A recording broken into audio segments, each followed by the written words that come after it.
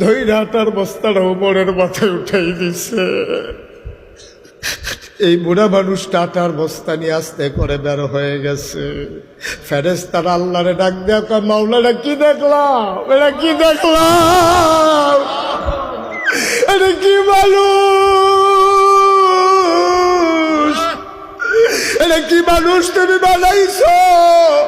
অর্ধ পৃথিবীর প্রেসিডেন্ট আটার বস্তা মাথায় নিয়ে দৌড়ায়, মেঘেরার আড়ালে চাঁদ লুকিয়ে পড়েছে, চাঁদ লজ্জা পেয়ে গেছে। ওমরের মাথা আটার বস্তা দেখে আর সইতে পারে না, দৌড়ে দৌড়ে দৌড়ে দৌড়ে ওই মহিলার ঘরের সামনে অজপাড়া গায়ে বর্ডার বেল্টে সীমান্ত এলাকায় ওমর গিয়ে হাজির হলেন। দরজায় দাঁড়াইয়া সালাম দিলেন, আসসালামু আলাইকুম ওয়া রাহমাতুল্লাহ।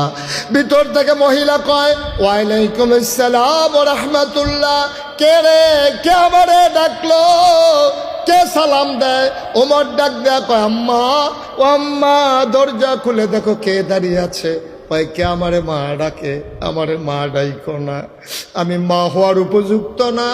যেই সন্তান পেটে ধরছি 10 মাস 10 দিন, 2.5 বছর বুকের দুধ খাওয়াইলাম, এই সন্তান 3 দিন ধরে না খাওয়া, আমি তাদেরকে খাবার দিতে পারলাম না। আমি কিসের মা, আমি কিসের মা?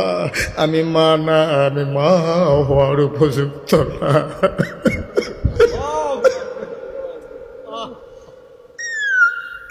আমি মা হওয়ার উপযুক্ত না। কে রাস্তার পথিক, কে আমারে মা ডাকো, আমারে মা ডাইকো না। তুমি অন্য দরজায় যাও, নিশ্চয়ই তোমার বড় খিদা, আমার ঘরে কোনো খাবার নাই, অন্য ঘরে দেখো খাবার পাও নাকি। ওমর ডাক দেখো, আম্মা, ও আম্মা, আম্মা, আম্মা, আম্মা গো, দরজা খুলে দেখো কে দরজায় দাঁড়িয়ে আছে, আমার খাবার লাগবে না। মহিলা দরজা খুলে দিলেন। মহিলা তার ওমর চিনে না, তাকায়া দেখে আধা পাকা আধা কাছে দাড়ি, চুলগুলো তার এলোমেলো, দাড়িগুলো তার উস্কু খুস্কু, কপাল বেয়ে ঘাম পড়তেছে। তাকাইয়া দেখা মাথায় বস্তা নিয়ে বুড়া একটা মানুষ দাঁড়িয়ে আছে। আবার ডাক দেয়া কয়, আম্মা, তুমি অনুমতি দিলে আমি ভেতরে আসতাম। কয়, তুমি কে? আমি তো চিনি না বাবা। কয়, আমার বাড়ি এই এলাকায়, আমি শুনেছি তোমার বাচ্চারা না খেয়ে আছে গো আম্মা, আমার সামান্য কিছু আটা ছিল গো আম্মা, আমি নিয়ে আসছি, অনুমতি দাও। মহিলা কয়, ভেতরে আসো। ওমর ভেতরে গেলেন। মহিলারে ডাক দেখো, আম্মা একটু ধৈর্য বস্তাটা নামান। বস্তাটা নামানো হলো।